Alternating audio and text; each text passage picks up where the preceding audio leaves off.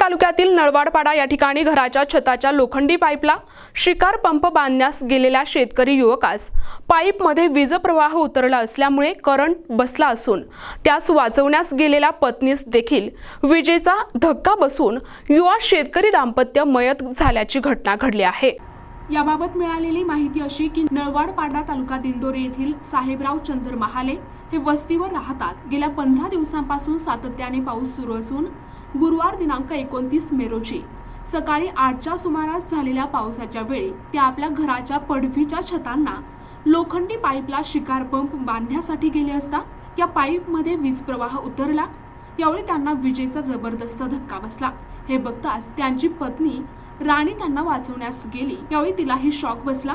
यावेळी नातेवाईकांनी दोघांना तात्काळ दिंडोरी ग्रामीण रुग्णालयात उपचारासाठी दाखल केले, मात्र डॉक्टरांनी त्यांना मयत घोषित केले। पावसामुळे घराची पडवी पूर्ण ओली झाली असल्यामुळे विजेचा तीव्र शॉक दोघांना बसला आणि त्यांना वाचण्याची संधी मिळाली नाही। ही महिला 7 महिन्यांची गर्भवती माता होती। यामध्ये ती बालक देखील मातेच्या गर्भात आईसोबत मयत झाले। पोलिसांना घटनेची माहिती मिळताच त्यांनी नोंद केली असून अवकाळी पावसाने पिकांचे नुकसान होत असताना पिकांवर रोग प्रादुर्भाव टाळण्यासाठी शिकार पंप पाठीवर घेत फवारणी करणारे युवा दाम्पत्य शिकार पंप सुरक्षित ठिकाणी ठेवण्यासाठी गेले आणि त्यांचा दुर्दैवी मृत्यू झाला। त्यामुळे सर्वत्र हळहळ व्यक्त होतीये।